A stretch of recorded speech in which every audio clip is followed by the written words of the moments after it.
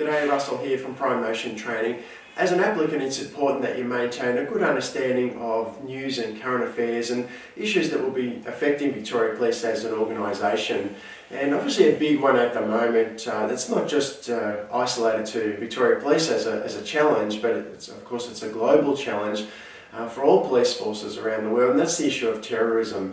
And I think to start with, it's important just to maybe define it if you're not clear about what the definition of terrorism actually is. And it generally means that it's an act of violence that is motivated either by political reasons, religious reasons, or maybe ideological reasons. And it proves a real challenge for police organisations, because people who are committing acts of terrorism, their motivation is very different and their objective is very, very different to someone maybe who has been involved in a custody battle and has lost custody of their children, and of course they're all upset and emotionally charged about that particular situation, and they may act out in a way that draws police attention.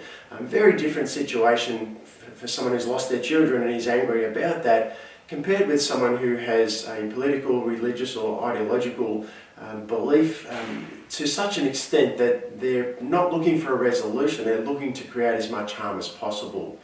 And so for police, it's a stock standard approach because of the training that police have received for years now, that they would try to contain a particular situation as best they could, bring in specialist units to deal with that particular situation and try to stretch it out really as long as possible, because generally the longer a particular incident went on, the more likely they would be able to successfully negotiate with the offender involved and get a peaceful resolution.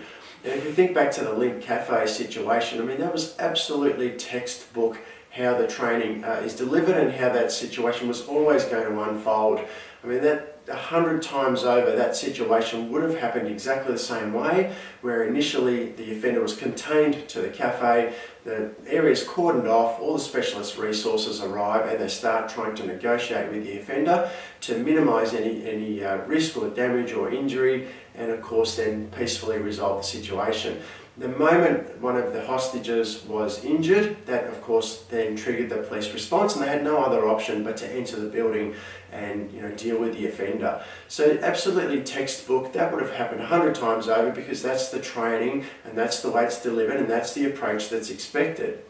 Now of course with the current environment where someone's motivation is not to draw attention to their situation and try and get some justice for their situation, their objective is to hurt as many people as possible. Now in that situation, it's just not practical to try to contain that person to a particular area, allow them to hurt as many people as they can within that area until specialist people arrive who can then go and engage that person and deal with them. It's just not practical. Now you think about something else that you may not be familiar with, and that is the Victoria Police mission statement, and often what they'll say is that the success of dealing with an operation or a particular incident is going to be judged by how much we avoid using force. So, primarily it's judged by the extent to which the use of force is avoided or minimised, is sort of the wording. But when someone is actively engaging people and hurting people and killing people, the minimum amount of force is still relevant, but the issue of containing that person and not engaging them now has to change. And Victoria Police will start from the new year retraining members to deal with that kind of situation. And there's a real fork in the road under the current training. And look, I delivered it for many years to experienced police officers and recruits at the Victoria Police Academy. And it was very simple. The safety was always first, and of course will always continue to be the first priority.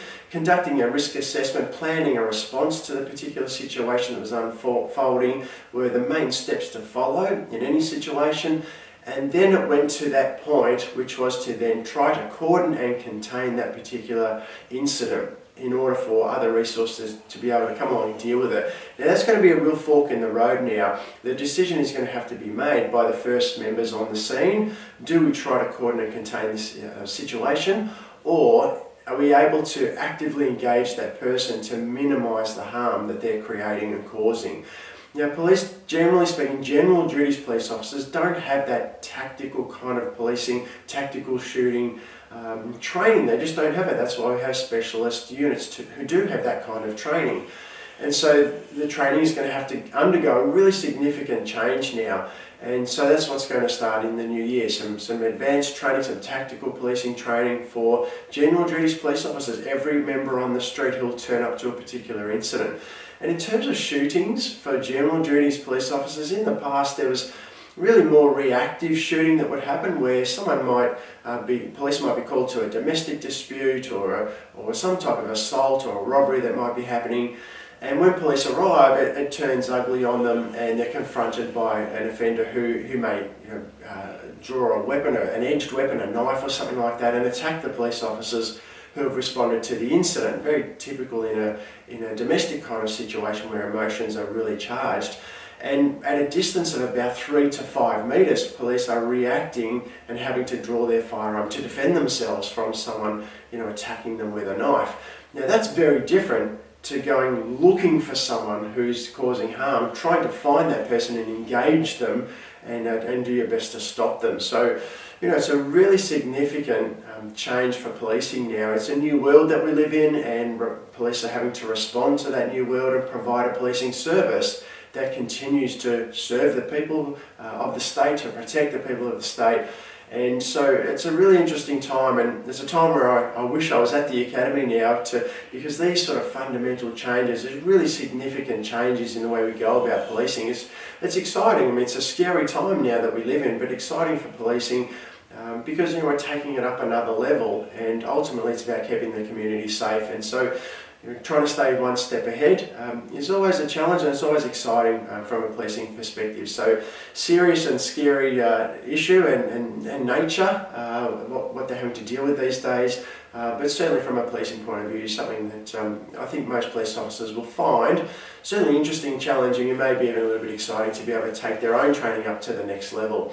But to finish off, as an applicant, for you guys, it's important that you stay on top of these things and be aware of what's happening with the organisation, because you may be asked to, not detail, but you may be asked to explain your understanding of the current challenges for Victoria Police as an organisation as it relates to terrorism or dealing with what might be termed active shooters. Alright guys, well I hope you found that helpful. Any questions or comments, send out, otherwise I'll talk to you soon. Cheers.